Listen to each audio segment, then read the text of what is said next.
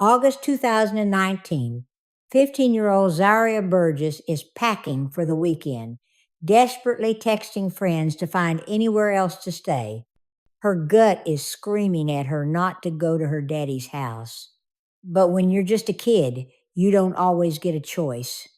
24 hours later, that same father walks into the sheriff's office, calm as anything, and says 5 words that froze everyone cold. I just killed my daughter. No tears, no panic, no remorse.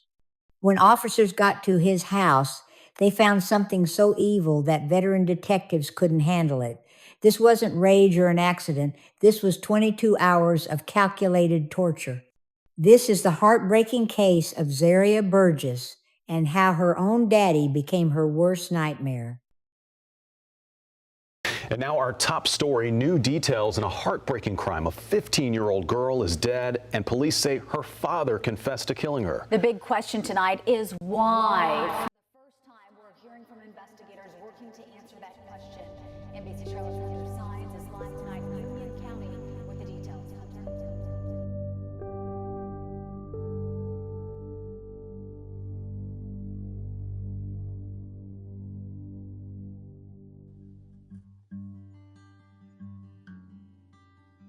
Now let me take you back to where this whole tragic story began. Because what makes this case so bone-chilling is how absolutely normal everything appeared on the surface. Picture Weddington High School in Matthews, North Carolina. Your typical American high school where teenagers are more worried about prom dates and football games than the real world. It was here that 2 kids, Joshua Lee Burgess and Akeisha Pope, fell into that sweet, innocent puppy love we all remember from our teenage years. These were babies themselves, Joshua 16, Akeisha just 15, when they started their romance. Young love, first love, the kind that feels like it'll last forever when you're that age. But life had bigger plans for these 2 children. When Akeisha got pregnant, can you imagine the shock? 2 teenagers suddenly facing the reality of becoming parents when they were still kids themselves. But on December 23rd, 2003, just 2 days before Christmas, little Zaria Jocelyn Burgess came into this world, and everything changed. Now, like most high school relationships, Joshua and Akeisha's romance wasn't built to last. They were too young, too different, and facing pressures that would challenge grown adults. So they did what they thought was best. They ended their romantic relationship, but committed to co-parenting their precious daughter. Akeisha eventually went on to have a son with another man, building her own life while staying dedicated to raising Zaria. She became heavily involved in their local church, particularly with the church dance team, where she found community and purpose. Meanwhile, Joshua focused on trying to establish himself as a man and a father. He struggled to find steady employment, having felony convictions for larceny and common law robbery on his record made it nearly impossible to get good work. But he managed to secure a position driving 18-wheelers for Conway Trucking, which gave him a sense of stability and purpose. The custody arrangement seemed to work for everyone. Zaria would spend weekends with her father, giving Akeisha time for her church activities and Joshua the chance to bond with his daughter. And from the outside looking in, Joshua Lee Burgess appeared to be the picture-perfect devoted daddy. His Facebook page was practically a shrine to that little girl. Photo after photo showed their adventures together, trips to the county fair where they'd stay up until 1 a.m. talking about getting funnel cake, visits to the hair salon where he'd wait patiently while she got her hair done, trucking trips where she'd ride along in the big rig. In one post, he shared a photo of them at the fair with the caption talking about how they stayed up all night, excited about fried dough. In another, showing Zaria at the hair salon, he wrote, "Oh, the joy of having a teenage daughter waiting for her to get her hair done. I wouldn't trade this time for anything." Even Zaria's aunt commented on that very post, "You are such a great father, Josh." He called her his mini-me, constantly posting about how much he loved her and how precious she was to him. "I love this little angel more than anything," he'd write. "Nothing beats quality time with my daughter. I wouldn't trade her for anything in the world." The photo showed a father and daughter who seemed incredibly close. Zaria would accompany him on those long-haul trucking trips, and Joshua would document their adventures, their bonding time on the road. This looked like the kind of father-daughter relationship that other kids envied.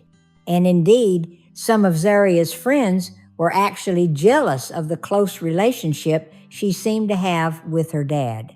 In a world where so many fathers are absent or uninvolved, Joshua appeared to be everything a parent should be: loving, attentive, proud, and present.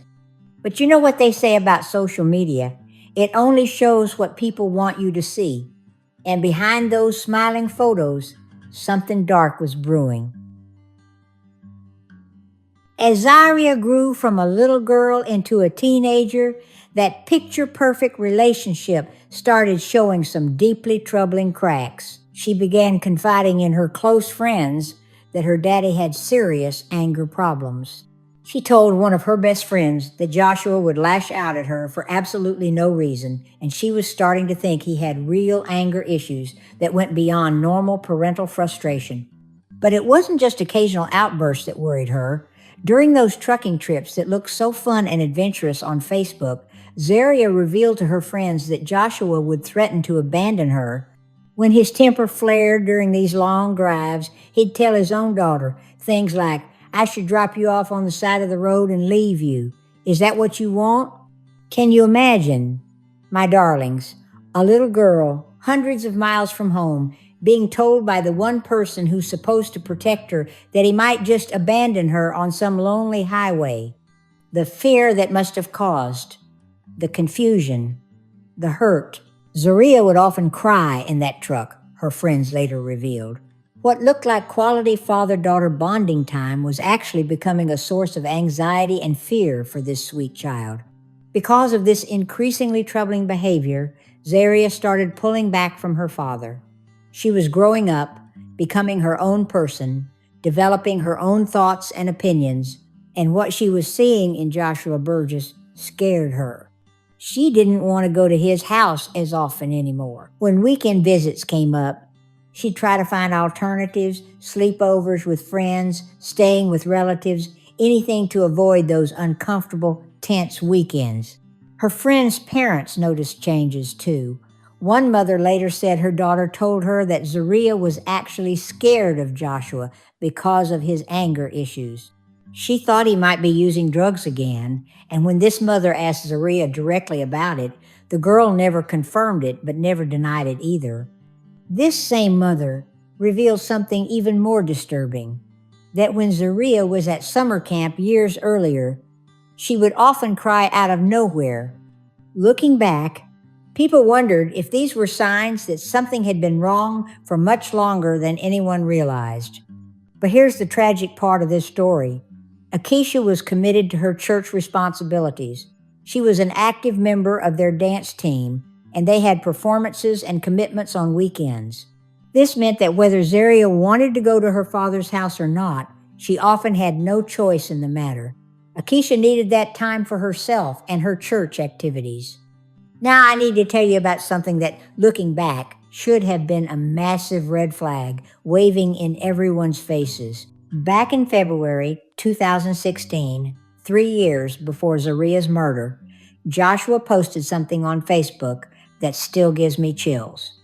In the photo, he's holding a K-bar knife with a long blade, and you can see an assortment of other folding knives displayed in the background. The caption he wrote, "I just really like cutting people." Oops, I meant things. I like cutting things. Then he added a winking emoji. Lord have mercy. When you know how this story ends, that post seemed like the most twisted, sick foreshadowing imaginable. But at the time, people probably just thought it was Joshua being edgy or making a dark joke. Meanwhile, some internet sleuths who later investigated this case found other concerning things about Joshua's online activity.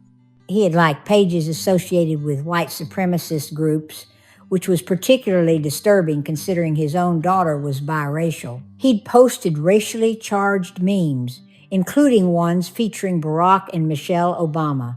Some people speculated that this might have been connected to his crime, that maybe he'd killed Zaria as some sort of twisted ritual to prove his loyalty to these hate groups. But as we'll discover, the truth was far more personal and infinitely more disgusting. By 2018, 15-year-old Zaria Burgess was blossoming into a beautiful young woman. She was preparing to start her sophomore year at Monroe High School, where she was an active and beloved member of both the marching band and the dance team.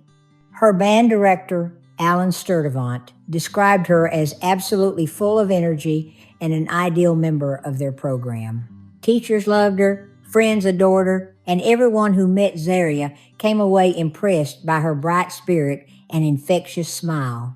She was the kind of teenager who made rooms feel lighter just by walking in.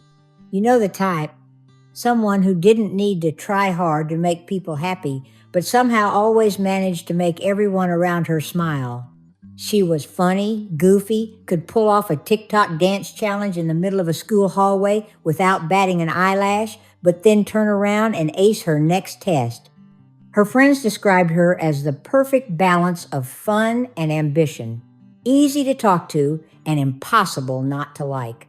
She had that spark that made teachers think, this kid's going somewhere. She was a natural leader, but humble enough to stay grounded. Most importantly, she had an incredibly close relationship with her mama, Akeisha. They were like two peas in a pod. They'd laugh about the silliest things, have those lazy Saturday mornings where Akeisha would make pancakes and they'd stay in their pajamas until sunset. Zaria's favorite thing was curling up next to her mama on the couch, wrapping herself in blankets while they watched movies together.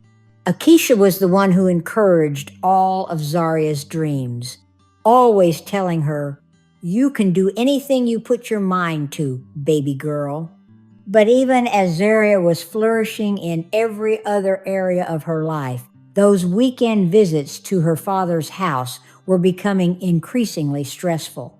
She was growing more reluctant to go, more anxious about what she might encounter there, and so we come to that fateful weekend in August 2019, a weekend that should have been like any other, but instead became the end of everything. It was August 17th when Zaria was supposed to head to her father's house for their regular weekend visit, but this time was different. This time, Zaria's anxiety about going was stronger than it had ever been before. She spent most of that Saturday desperately texting her friends, practically begging to find somewhere else to stay. She reached out to her best friend, hoping she could spend the night there instead, but that friend's family had a wedding rehearsal early the next morning and couldn't accommodate her. Zaria even asked her mama if she could come pick her up instead of going to Joshua's, but Akeisha was committed to being away with her church dance team for a performance. She had responsibilities she couldn't abandon. It's heartbreaking to think about now. This sweet child's intuition was screaming at her that something terrible was going to happen. Every fiber of her being was telling her to stay away from that house. But she was just a 15-year-old girl with no real power over her situation. So reluctantly, with a heavy heart and that nagging feeling of dread in her stomach, Zaria packed her small weekend bag. She grabbed a hoodie she liked, threw in the usual assortment of random things that teenagers think they need for a simple overnight stay, and prepared to head to her father's house on Hampton Meadows Road. As she was leaving, she gave her mama a hug, though neither of them knew it would be their last.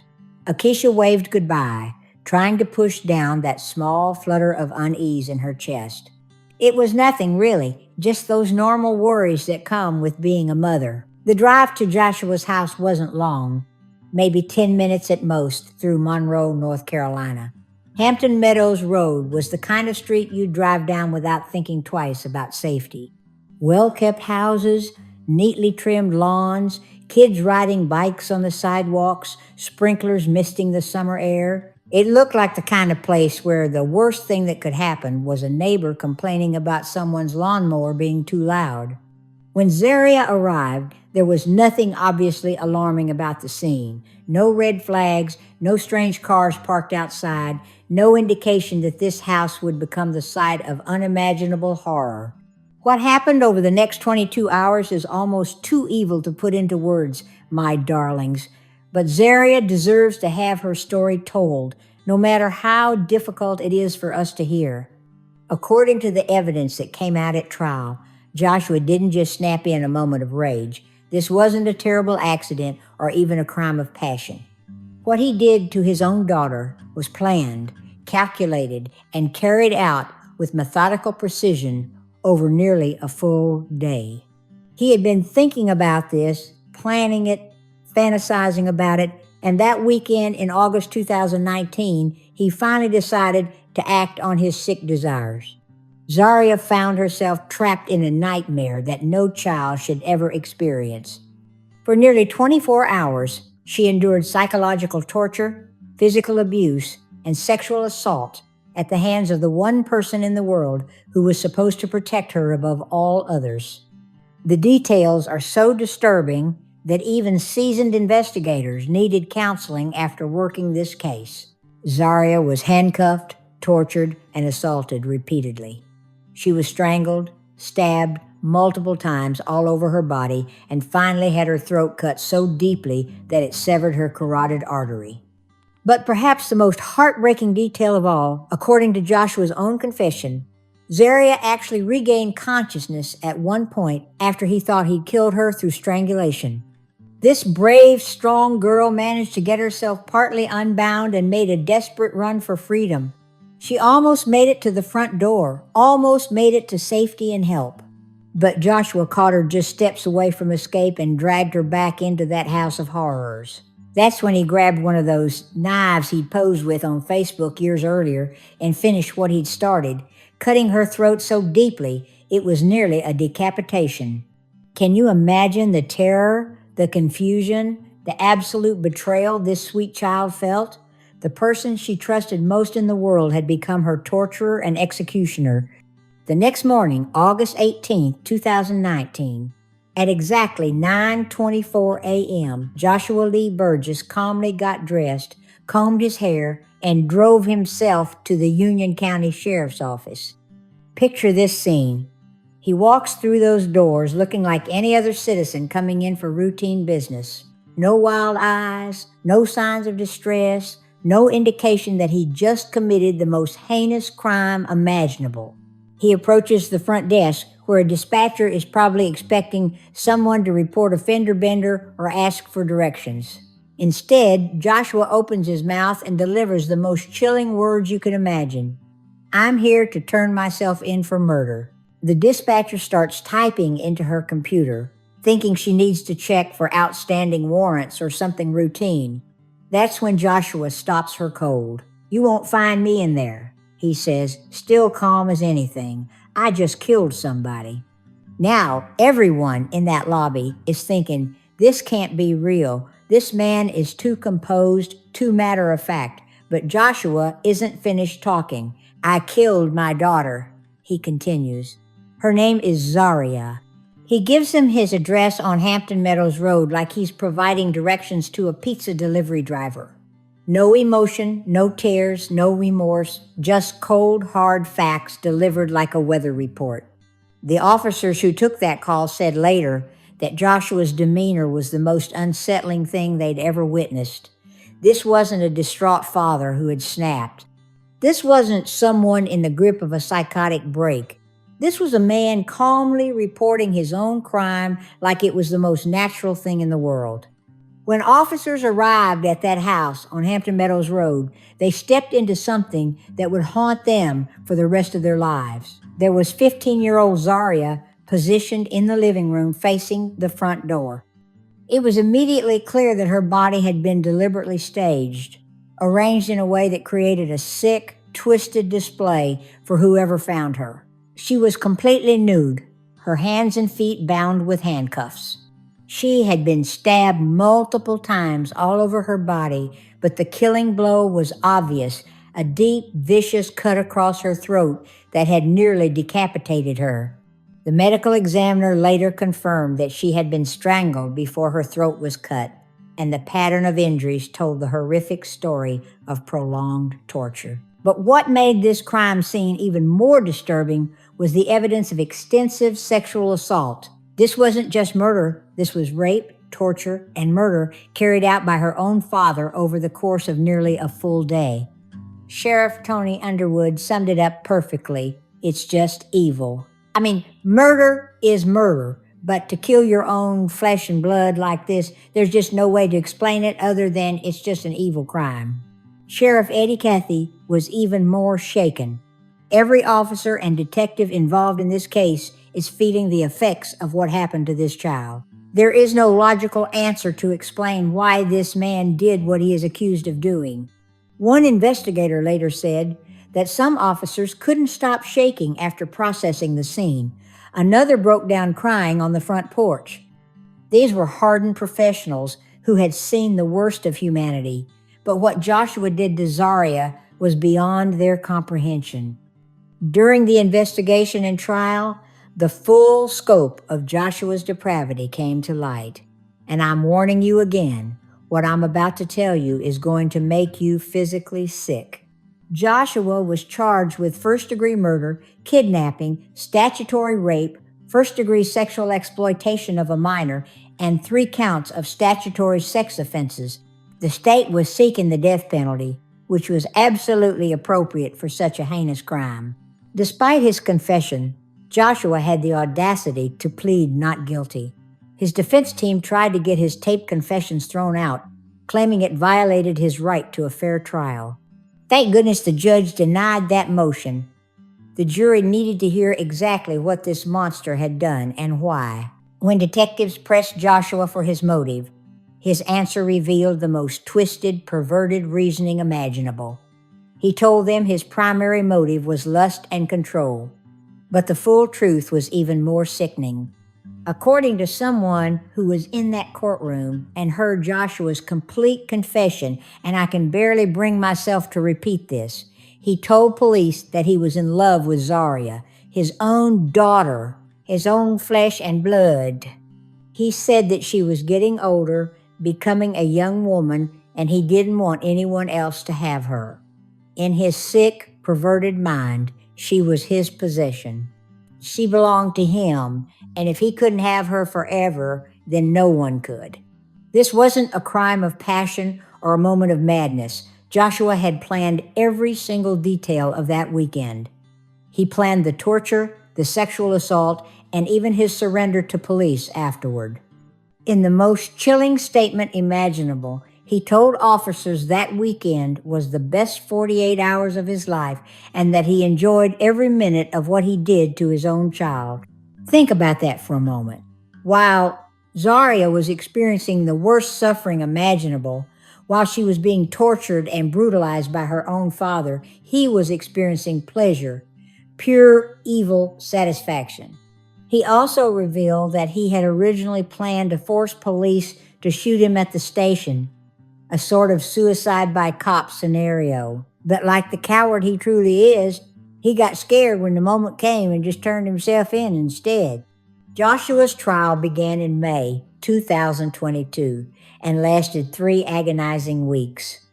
The prosecution had to present evidence so graphic and disturbing that potential jurors were warned ahead of time about what they would see and hear.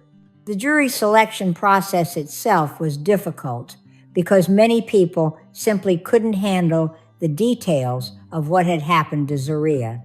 But 12 brave men and women stepped forward to serve, knowing they would have to see photos, hear testimony, and process evidence that would haunt them forever.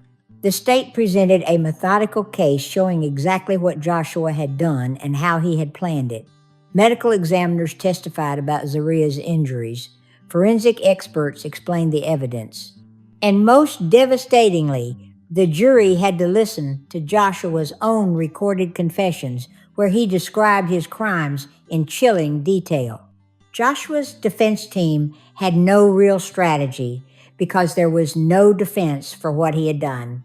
The evidence was overwhelming, his confession was complete, and his motive was clear. When it came time for deliberation, those 12 jurors took less than 3 hours to reach their unanimous decision: guilty on all charges and the death penalty for first-degree murder. Joshua was also sentenced to an additional 76 years in prison for his other crimes. Even if there's ever an appeal on the death sentence, he will spend every remaining day of his miserable life behind bars. As District Attorney Trey Robinson said after the verdict, "This was truly an especially heinous, atrocious, and cruel killing of an innocent child. This case was emotionally taxing for everyone involved. We continue to grieve with and pray for Zaria's mother." Today, Joshua Lee Burgess sits on death row at Central Prison in Raleigh, North Carolina. He has filed appeals, of course, because cowards like him always try to escape the consequences of their actions. But let's remember Zaria for who she truly was: a bright, talented teenager who brought joy to everyone around her. She was a devoted daughter who adored her mama, a loyal friend who could always make others laugh, a dedicated student who worked hard and had big dreams, and a passionate performer who loved to dance and play music. At Monroe High School, she was thriving as a member of both the marching band and the dance team. Her teachers loved her dedication and enthusiasm. Her band director said she was absolutely full of energy and brought joy to every rehearsal and performance. Monroe High School honored her memory in the most beautiful way. They dedicated their performance at a marching band competition to her. 2 years after her death, they placed a cap and gown on what would have been her graduation chair, a touching tribute to a life cut far too short. Her life had meaning and purpose that extended far beyond the horrible way it ended. And while Joshua Burgess will eventually be forgotten, just another monster who got what he deserved, Zaria's memory will live on in the hearts of everyone who loved her. My darlings, I know this has been an incredibly difficult story to hear, but there are important lessons we need to take from Zaria's tragedy. First and most importantly, trust your instincts. Zaria's gut was telling her not to go to her father's house that weekend. She was desperately looking for alternatives, trying to find somewhere else to stay. Her intuition was screaming that something was wrong. If you're a parent, listen, when your children express concerns about someone, even if that someone is a family member or trusted friend, children often sense danger before adults do, and their fears should never be dismissed. Second, social media lies. Joshua's Facebook page painted him as a loving, devoted father. Those pictures of him and Zaria look like the perfect father-daughter relationship. But behind those smiling photos was a monster planning unspeakable evil. We can never really know what goes on behind closed doors. The most normal-seeming people can harbor the darkest secrets. Third, we need to protect our children better. The signs were there: Zaria's growing reluctance to visit her father, her confessions to friends about his anger problems, his disturbing social media posts, but no one connected the dots until it was too late. We tell these stories to honor victims like Zaria and hopefully prevent future tragedies. If sweet Zaria had to experience this level of betrayal and horror at the hands of the person who was supposed to protect her most, then the least we can do is listen to her story. The least we can do is make sure her voice is heard, even though she can no longer speak for herself. Sometimes the monster isn't hiding in the shadows. Sometimes evil is sitting at your dinner table, posting loving photos on Facebook and fooling everyone around them. Sometimes the person who says "I love you" is the same person planning to destroy you. If Zaria's story saves even one life, then her death won't have been completely meaningless. Rest in peace, sweet Zaria Jocelyn Burgess. Born December 23, 2003. Taken from us far too soon on August 18, 2019. You deserve so much better than what this world gave you. But your memory will live on, and your story will never be forgotten.